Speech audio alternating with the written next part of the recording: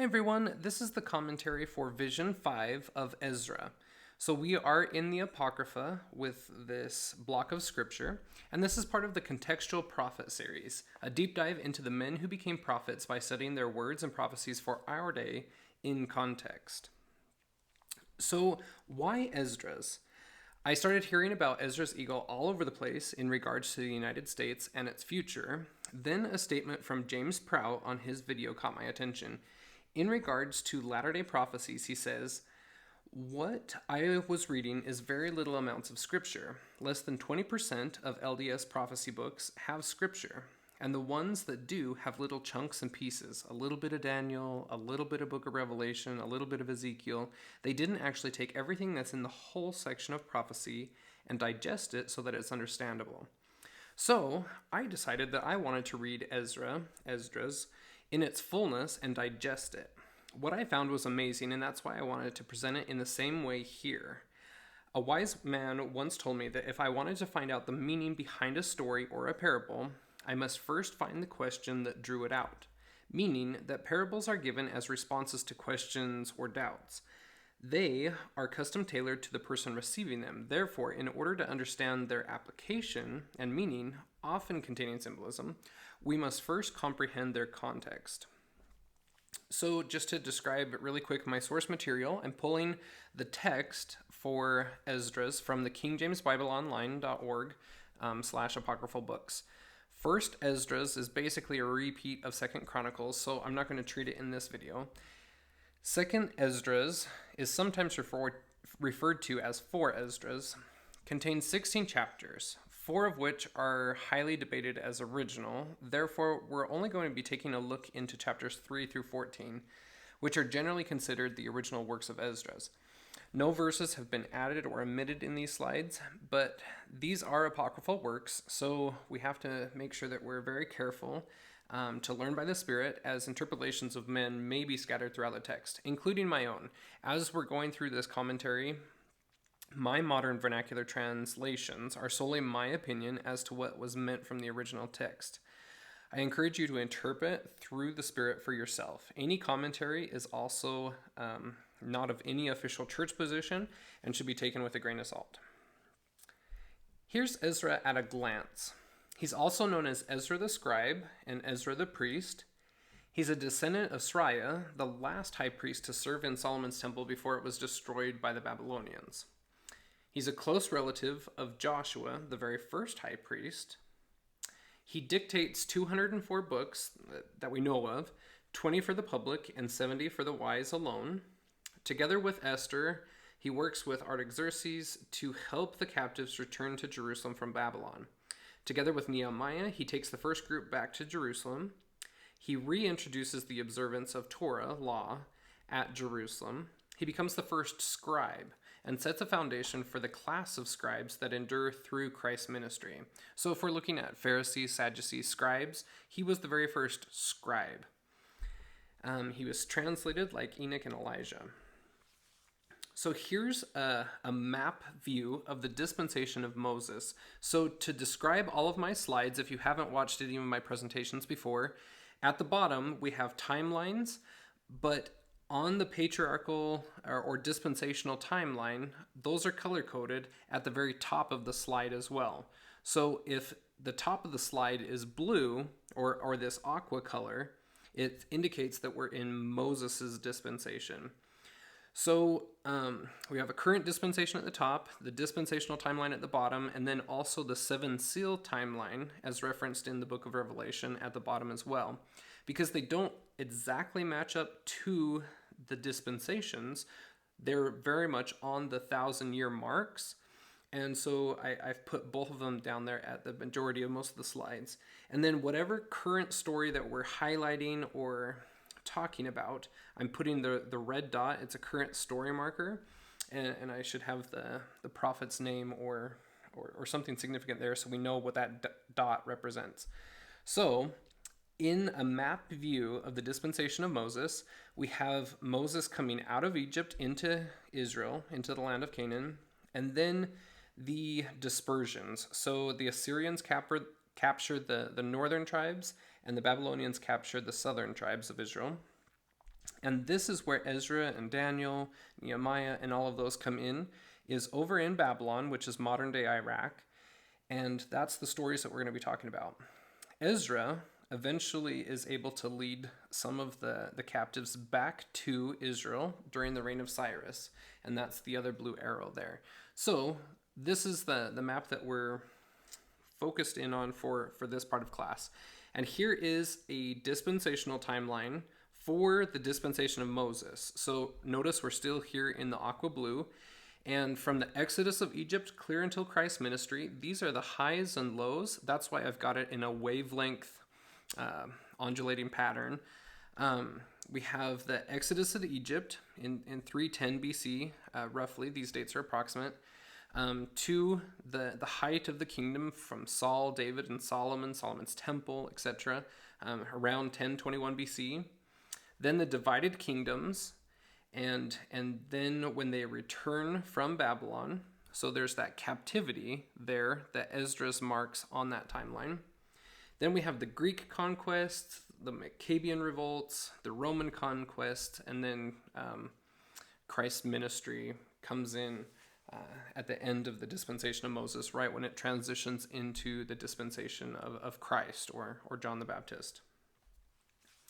All right, so now that we know where Esdras fits on the timeline, here are the 7 visions of Esdras in the book of 2nd Esdras. This is an apocryphal work, and we're ignoring the first 2 chapters and the last 2 chapters because they're debated as controversial, that they're not really ascribed to Ezra. But in the rest of the chapters, 3 through 15, we are looking at 7 different visions that the prophet Esdras has. The first 3 are very distinct and different from the others. They are question and answer periods with an angel named Uriel. For a discussion on who Uriel is, see my other classes on the first vision of Esdras. I talk about who Uriel might be. So the first 3 visions are visions of this angel that comes to talk to him. But the next 3 are dreams.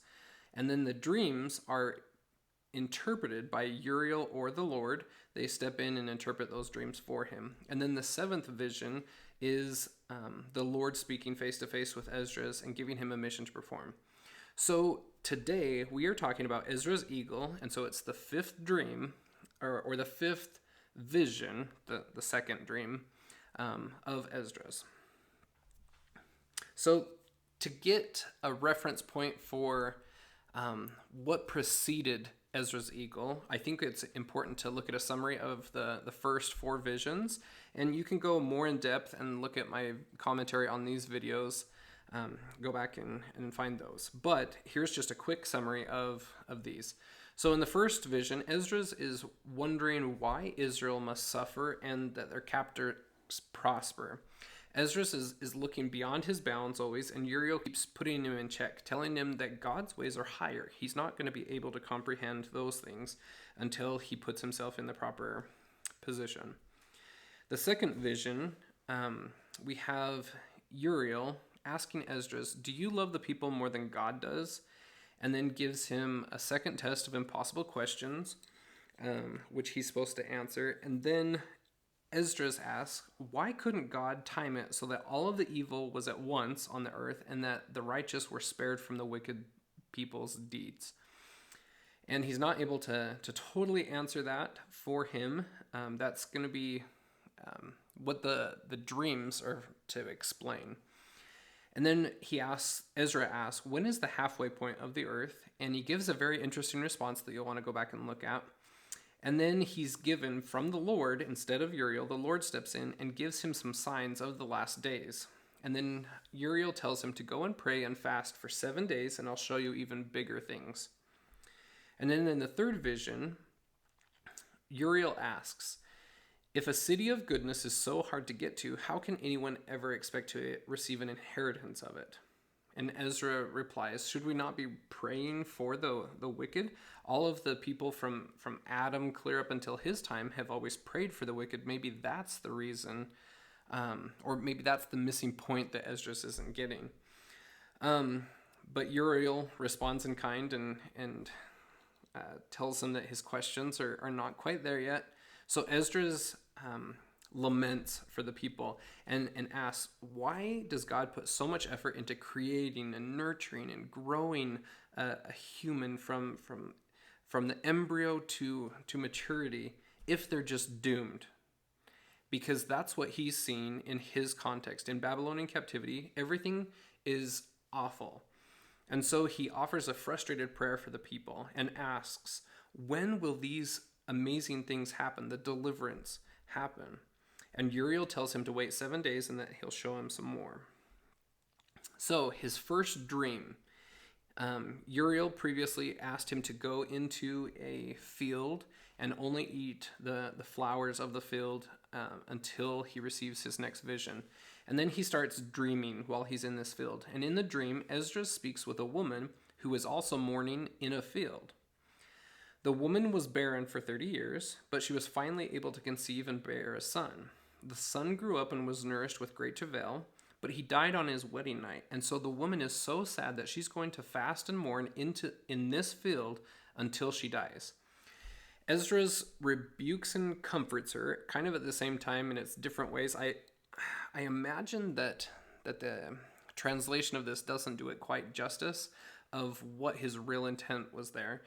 But after he comforts her, the woman, with a great groan, turns into a great city.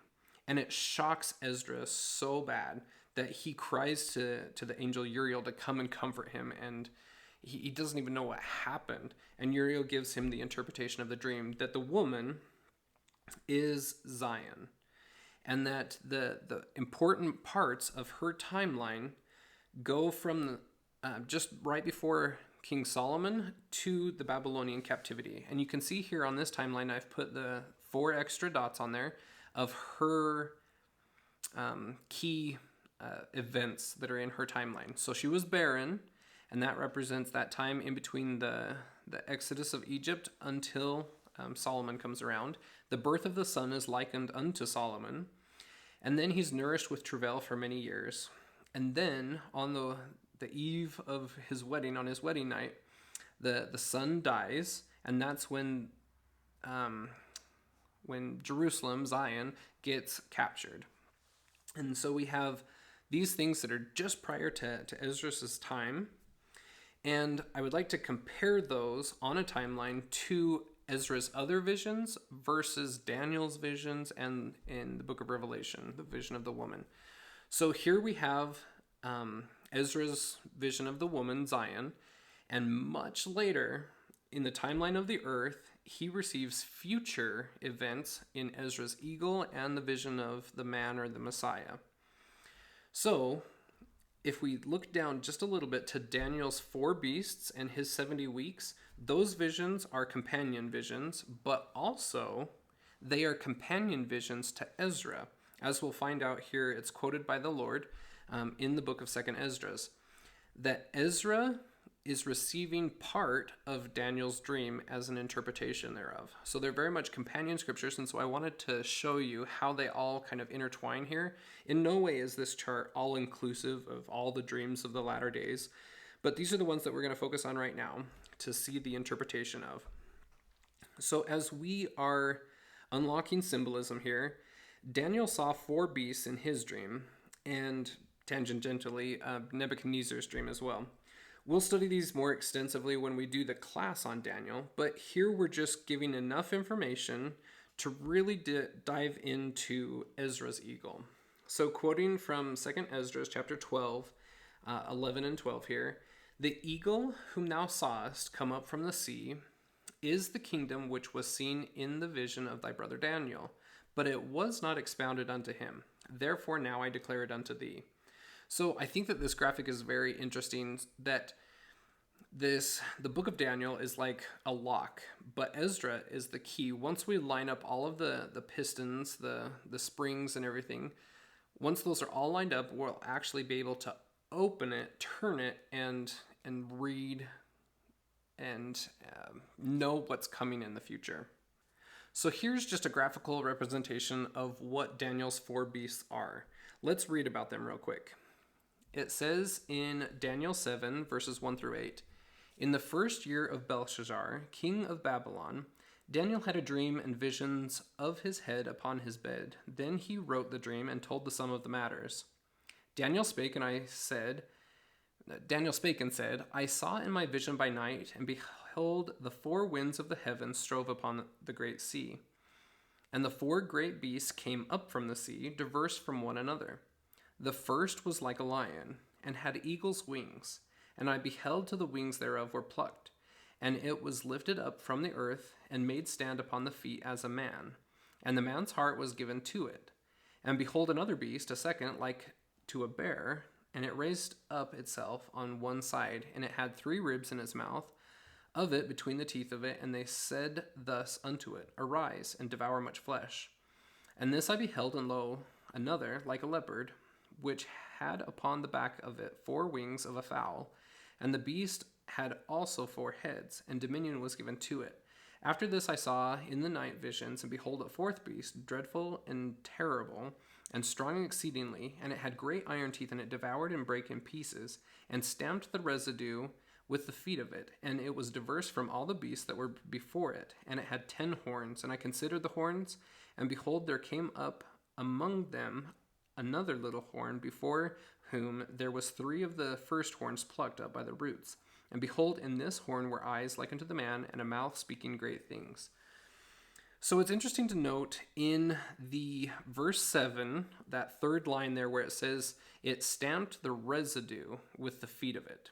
The residue, anytime in Daniel and Ezra that it talks about a residue, it means the rest of its companions. So it stamped the residue, meaning it stamped out the lion, the bear, and the leopard. So, if you would like the scriptures in the order that they were originally in, you're going to need to go back to my video that is called The Reading of the Text of Ezra's 5th Vision. Here, in the book of Esdras, chapter 11 is basically the dream, and chapter 12 is the interpretation. But sometimes it can be confusing to read the whole dream when it's missing some of the key symbolism or indicators, and then try to apply the interpretation later. So I put these side by side to easily compare the interpretation with the dream that was given. But again, don't take my word for it. Read these scriptures yourself. If you come up with a different interpretation or variation of what's being said, run with that. So, Esdras seen the first beast come up from the sea, but the Lord interprets that as being the kingdom upon the earth. The Lord tells him that the eagle is the same as his brother Daniel seen. We know that Daniel didn't have an eagle specified. He had a lion, a bear, and a leopard, and then a 4th mysterious beast. But here we're seeing that he saw an eagle. So we'll confirm that as we go along. But the eagle's wings spread over all the earth, which being interpreted means that it is feared or respected above all the kingdoms that were before it. So these 12 feathered wings are given as representations of 12 kings who reign after each other, meaning they reign consecutively. So now there's contrary feathers, and these are very different here. Before we had wings, and now we have feathers. These two seem to be fairly interchangeable. Ezra's used wings for feathers and feathers for wings, but there are certain times when I think that it's significant, the difference between the two, and I think this is one of them. It's kind of a distinction between the 2 sets that we're talking about here. There's the wings, and then there's these feathers, and they're very different. The wings are a normal length, whereas the contrary feathers are short and unusual, contrary to the traditional. So here's a hint. We're going to jump ahead real quick and see what the eagle represents, and then go back in and see the interpretations as we go along. So here's a hint so that we don't get mired down in the symbolism and confused. But the interpretation is pointing us toward the set of presidents in the United States. The main reason, skipping ahead here, is to answer the bullet points. So we see that there's 20 total feathers. There's 14 on one side and 6 on the other. And then there's in total 12 long feathers, and they're all on the one side. And there's 8 total short feathers, but they're split. Some are on one side and some are on the others. 2 of the short feathers are with the 12 to make up the whole 14 on the one side, versus 6 that are on the other side. And all of them on the left-hand side that you're seeing there are short feathers. The sides, the right wing versus the left wing, I don't believe are, like our right wing politics and left wing politics, because you can see there's many different Republicans and Democrats on the one side. The sides seem to be a demarcation of time, and other assumptions are speculation, but I believe that it's kind of the attitude or the way that they rule is the demarcation of one side versus the other. So now Esdras describes 3 resting heads that will rule after the wings and all of the feathers but 2 of them. 2 of the feathers are going to break off and they're going to rule after the 3 heads. So it's interesting to note that the Lord interprets the 3 heads as 3 kingdoms, not just kings. The eagle itself is already a kingdom, but the feathers and wings were specified as kings, only kings. There's something very different about the 3 heads being kingdoms. So this eagle reigns over everyone on earth. But if the eagle is the United States, that's not 100% correct, is it? Because we don't rule over all of the earth. And here it says, not one creature spake against her. There are plenty of countries that speak against the United States. But I believe this time of flying before the eagle perches itself is representing the time frame of 1789 from the beginning of George Washington through 1928. It encompasses the world wars where we were ultimately victorious at combating evil across the whole earth, a time of great fear and respect. And then we'll see later that her talons become very hurtful, but it's interesting that the eagle stops soaring and perches on its talons. So what could this symbolize? I believe that this is the dramatic change in 1929 with Herbert Hoover and the New Deal. But then a voice comes from the midst of her, not from her heads. Why would this be significant? Inward groanings seem to signal distress and angst. But look at the interpretation. I find this very interesting in verse 18, what the Lord interprets as the communication as. After the time of that kingdom, what specific period does this refer to? The soaring eagle has ended, and the perched eagle begins. The perched eagle shall stand in peril of failing. Again, that's my interpretation. Read it for yourself and decide. And then here we see, from verses 12 through 21, a long description of how the feathers will rule on the right-hand side. In the image, it's on the right-hand side. It never does say right hand versus left hand, except for when it's talking about the heads. So, I've highlighted the steps of each, and it basically boils down to that they rise, they reign, and then they appear no more, one after another. They're very consecutive, and they don't overlap, but they slip into silence after their rule. And then notice verses 15 through 17, it's a key demarcation to help us unlock this vision and know exactly which set of U.S. presidents it's applying to. In verse 16, Hear thou that hast borne rule over the earth so long. This I say unto thee, before thou beginnest to appear no more, there shall none after thee attain unto thy time, neither unto the half thereof. So FDR was our he was not our fourth president. He ruled for 4 consecutive terms, but no one after him has ruled more than 2. And so this is telling us exactly where this plays in, and it's a key to understanding which set of presidents this is talking about. Then the transition moves from one wing to the next. Again, I think it's interesting the use of wings versus feathers here. Even though it can be convoluted, I believe Esdras is getting clear demarcations of differences. These 6 little ones are wildly different from the other side, not just in their length, but in their type of rule. So, there's 2 feathers that break off and go sit under the right head. But once all of the heads are gone, they do come back to rule for a short time. And then here we see in 26 that one is set up, and if we're applying all of the presidents in here, this one is Donald Trump. He's set up, but shortly appears no more, meaning that he's a short feather. Whether that means that he gets assassinated like JFK, or whether he resigns like Nixon, or there's voter fraud or whatever, we'll see that next week.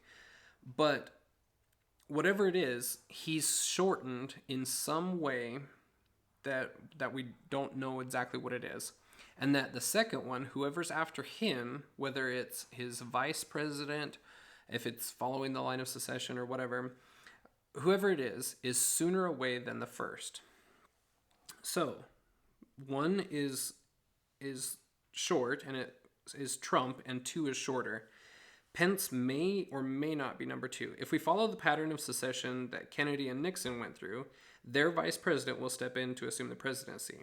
But if 2020 has taught us anything, don't count your chickens before they're hatched, right? Patterns are great, and they're given of the Lord, but the line of succession may not play out how it has on the other wing. The Lord may have a different plan for how this wing plays out. I think it depends upon the unknown fact of why feather number 1 is short. Time will tell. So, the middle head is the largest, and it awakes. Then the other 2 heads also wake up. People have different interpretations of this, but it seems to point to the fact that these heads, because heads rule the body, are ruling the whole body quietly without anyone noticing. They might have been telling the feathers how to rule all along. Obviously, the deep state has been a more quiet identity until we moved into this other wing. So look at the Lord's interpretation in verse 26.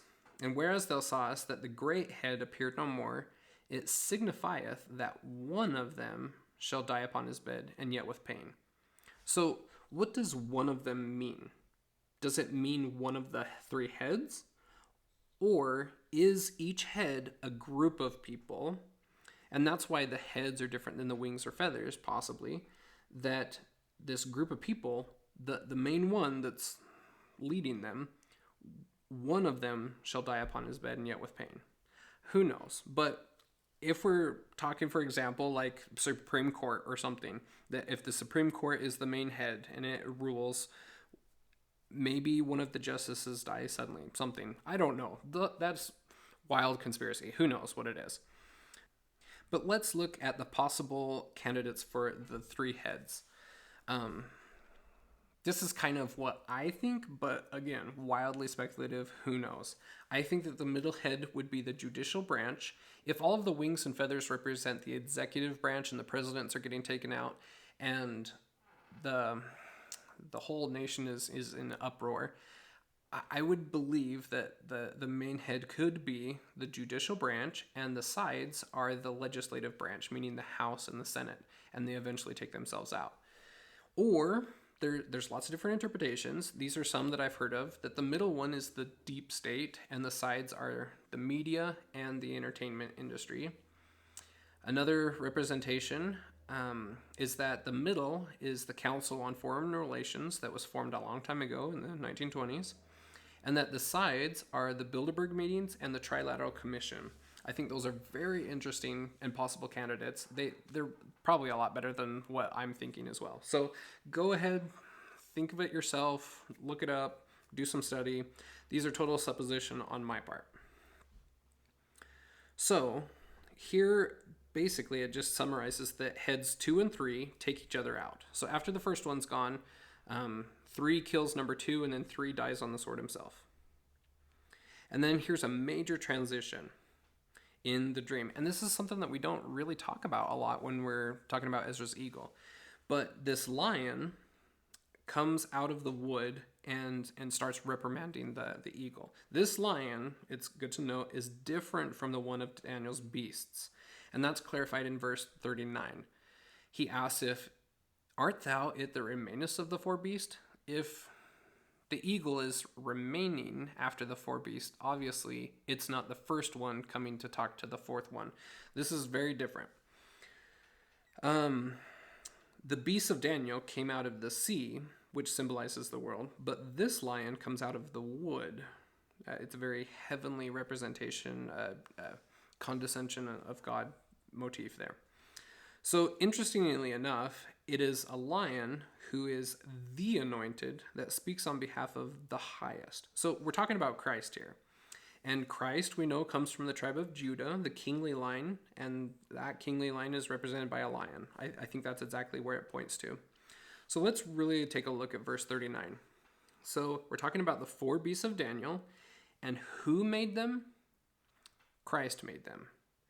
And it talks about the end of their times. Who is there? Whose times are we talking about? God's children upon the earth. And for what purpose were these beasts created? That through them the end might come. So they're supposed to be saved to the very last, that the end of the world might come through these four beasts. Very interesting. So the lion summarizes and judges the eagle. I mean, it's very much like a final judgment for the eagle, it seems like. And all of its actions before it receives its final judgment. A continuation of the rebuke, and then in 46, and the interpretation in 34, that the end goal here is that the earth may be refreshed and may return from and be delivered from the violence and all of that it might be a rest for God's people. So after the lion is done speaking, but before it has passed final judgment on the eagle, the last two feathers come back. So, I mean, this eagle, I mean, he's not doing too well. He doesn't have his heads. He's lost all of his feathers but two. So the last two feathers come back, and they seem to be a joint rulership, and their kingdom is small and filled with uproar. And then the whole eagle is burnt. So what does that mean for the United States? Because we've heard that, you know, the Constitution will hang by a thread, and different rumors and hearsays and misquotations of prophets, etc. So will we be burnt and done away with, like this is talking about? Does this apply just to our presidents and rulers? It does say that the whole body is going to be burnt. The eagle seems to represent the New World Order and the presidents that ruled during that time. I'm guessing that's what is burnt, to purge and reestablish our original Constitution after this, directly from Christ, and for the purpose that he will reign upon this new kingdom that will be set up. The eagle needs to be done away with so that he can rule without any of that tarnish and stain and everything that the eagle left. That's my opinion. Take it for what it's worth. So let's look at the presidents of the United States to see exactly why we apply it to these specific ones. I've put all of their actual years in the red. You can see how long they ruled for. But in the blue set of bars, these are kind of a comparison of short versus long feathers. So the light blue means that they were only elected to a single term. And the dark blue means that they were elected to a double term. Or in the case of FDR, the quad term that he served. But shorter ones mean that they were cut short either by sickness, assassination, or resignation. That they did not serve their full elected term. And so we can see there which ones are short feathers versus long feathers, etc. And if we take a look at that, FDR is really the key to understanding which set we're talking about. If you try to apply Ezra's eagle interpretation to all of these presidents, you move that key up and down the timeline here, it only fits in these last presidents. So the eagle represents a kingdom in the last days. So that means we've already ruled out Rome, the popes, Europe, etc. There's many different interpretations. And I do think that Ezra's eagle can apply in multiple ways. Like Isaiah, anytime that he spoke, his words applied to multiple dispensations. But if we're talking about the last days, this can only apply to one specific generation of U.S. presidents. It can't apply to Germany, Nazi Germany, nothing like that. I mean, there's zero doubt that this is what it applies to. All right, so going back to this slide, again, Pence is not automatic, but I have included him there because that's the paradigm that we currently have with our current plan of secession, but that might just be an opinion. It's interesting to note that if you count all of the feathers here on this eagle, there's 20, and that's after the year 1929. But before 1929, we have 30 presidents. And is it any coincidence that there are 50 states in the Union and 50 total U.S. presidents that will serve before Christ's reign?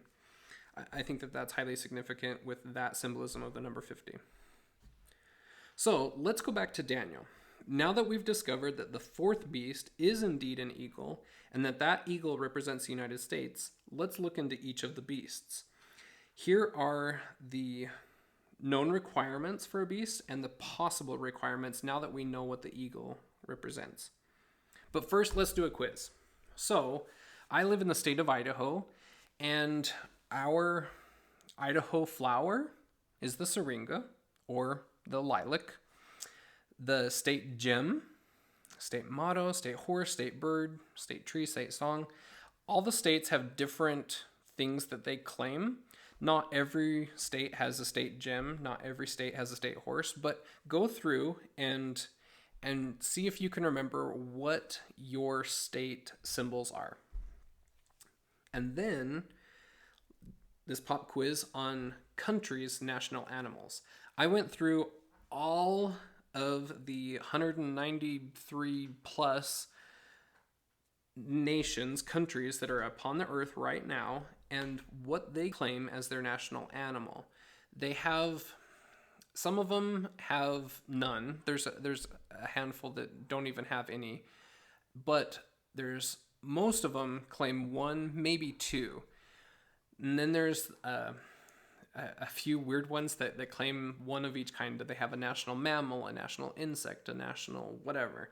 There's lots of different things. But here's some of the main ones here. Do a pop quiz and see if you can answer these.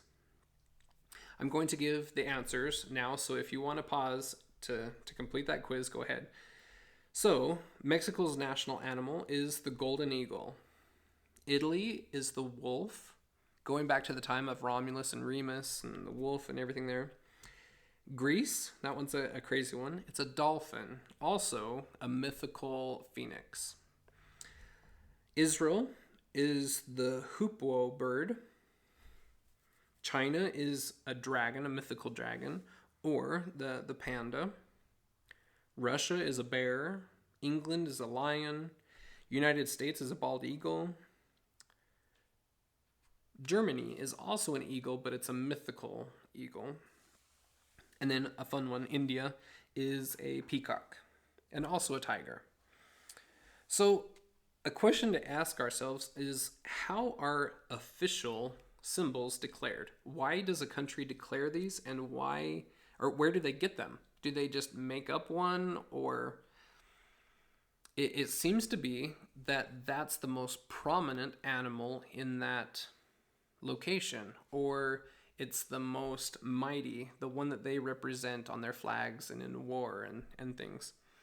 So I think it begs to be answered, the question of why in Mexico, for example, is the golden eagle the most popular animal, or the most abundant, or why is in Israel the hoopoe bird the most common, or the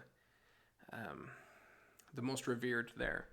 I think that God has put in the pattern of all things these animals in their strategic spots after Noah's Ark for a reason. I could be wrong. That's my opinion. So Let's look at the eagle. We already have established in many different ways that it's the United States. So let's go through the known requirements and the possible requirements and knock off some off of the list. So these, out of the 193 plus countries, these are all of the countries that are possible candidates for the eagle. They have the eagle as their national animal. So which ones of these are mighty kingdoms? If we narrow those down, we have Egypt, Germany, Russia, United States. Those I would consider mighty kingdoms. If you have different opinions, so be it, whatever. This is an exercise into my head, I guess. You take it for what it's worth. But let's go on to the next requirement. If they're after Ezra's time, so that marks off some. And then who does the description line up to out of these three? We know it's not Germany, even though I don't have the slides on that. It's definitely not there. None of the wings, none of the heads apply to Germany or Russia. And plus, they're both mythical eagles in their representations, and I think that the United States, the bald eagle, is highly significant here. Also, I think it's fun to explore the possibility that our bald eagle is an endangered animal. I think that's highly significant as well. So we know and have narrowed it down to the United States. Is this the same kind of association for the lion, bear, and leopard? So let's take a look. Many people think that the eagle was Rome, and I think it can be if you apply it in a different paradigm shift. But there's a strong possibility that all the kingdom metaphors are also applied anciently.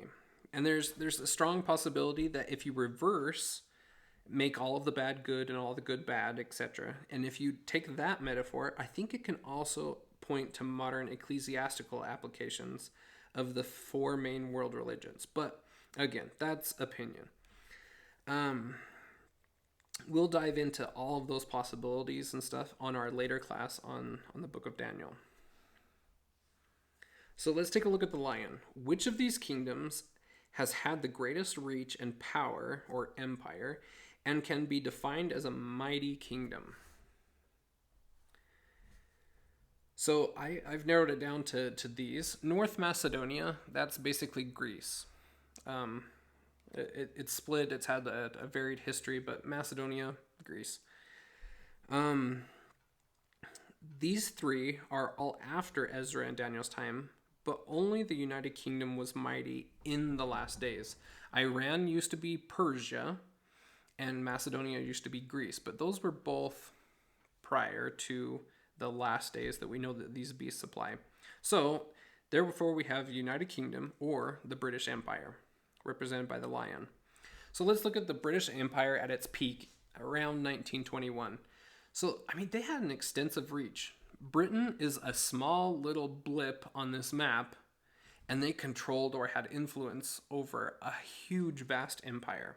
I think that that's significant. When we dive into Daniel, we'll talk about why that's so significant. So, let's look at the bear. Here's the possible candidates: Finland, Russia, Syria, and Taiwan. Which of these are a mighty kingdom? Again, I would narrow it down to Russia and Syria. But Syria, or another name, Assyria, was more influential before and contemporary with Ezra. Russia's in the last days. So if we're narrowing it down to Russia, again, we'll talk about this in the Daniel class, but the possible three ribs, I think, are significant here.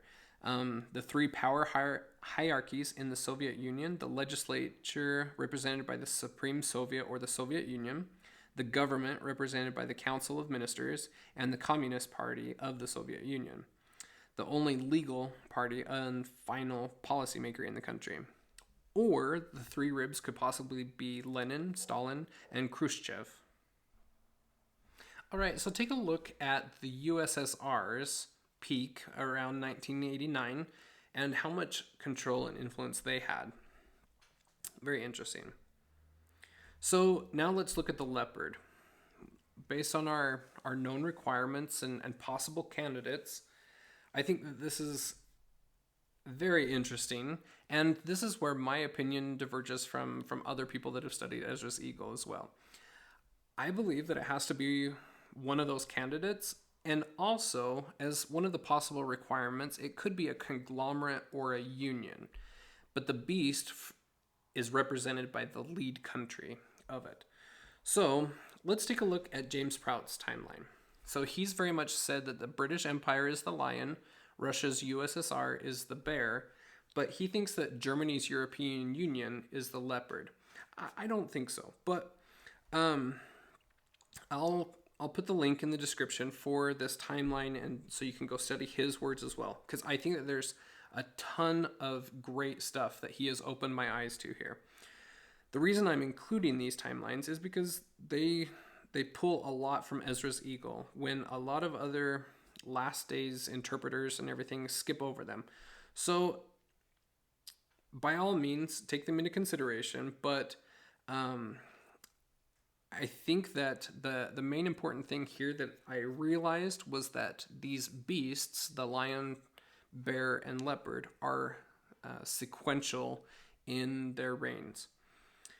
So if we look at the European Union that James Prout believes is the leopard, there's 27 members, and here's their countries and their animals, the beasts that they claim. Nowhere, not one of them, is a leopard in any shape or form. I think that that's safe enough to rule it out. So let's go back to the possible candidates.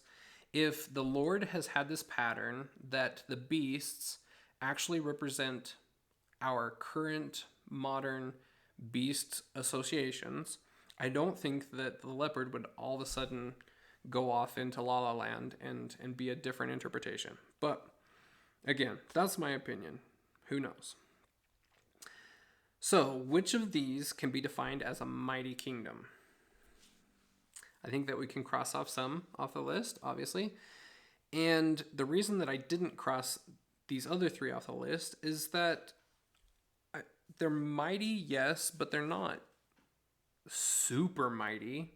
It would seem that the beasts would need to be bigger and better than the one before them, but I don't think that that's necessarily the case.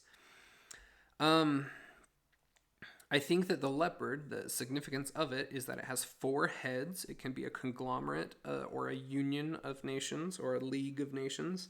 I think that it goes by many names, many spots that are upon the leopard. But I would venture to say that Iran is the main one here. It keeps coming back time after time in the history of the world. It used to be Persia, and it keeps rearing its head, kind of a thing. So let's look at the leopard in this context. It's just something to consider. This in no way represents doctrine, obviously. So in 2001, we had an attack on U.S. soil, and a lot of the beasts that they follow or are part of some major world conflict. And I believe that this is what it's pointing to. The countries covered by the term axis of evil that was coined in 2001 by George W. Bush, those 3 countries were Iran, Iraq, and North Korea. In response, Iran formed a political alliance that it called the Axis of Resistance, and it comprised Iran, Syria, and Hezbollah. And then on May 6, 2002, the then Undersecretary of State, John Bolton, gave a speech entitled Beyond the Axis of Evil. In it, he added 3 more nations to be grouped with the already mentioned rogue states, Cuba, Libya, and Syria. The criterion for inclusion in this grouping were that they were state sponsors of terrorism and that are pursuing or who have the potential to pursue weapons of mass destruction or have the capability to do so in violation with their treaty obligations. So, with the known beasts, I think that the leopard is a beast of pursuit. It stalks its prey. And here we have the pursuit of weapons of mass destruction. I think that it's highly significant. I think that there's too many symbols to disregard, that this could be the possibility for the leopard, and that its head is basically Iran, with the major contemporary things that are happening in our world right now. The Iran and uranium and all of that kind of stuff. I think that there's many significant points to be drawn out here. So here's a look at Michael Rush's timeline. He does not go through on this timeline and detail out the beasts like we have before, but this is his timeline for Ezra's eagle and the stout horn that will come upon the eagle. We'll dive into that in depth in Daniel's class, but I think it's important to compare Michael Rush's timeline to James PROUT'S timeline. And again, I'll put the link in the description below. So our current beast associations, if we've narrowed those down, that the lion is the United Kingdom, the bear is Russia, the leopard Iran, or a conglomerate of those states, and the eagle is the United States, that seems to sum up a lot of our modern situation. And when we dive into Daniel, we'll start seeing how all of those four beasts play out specifically. But it's so important to really understand the key, which Ezra was given, not Daniel.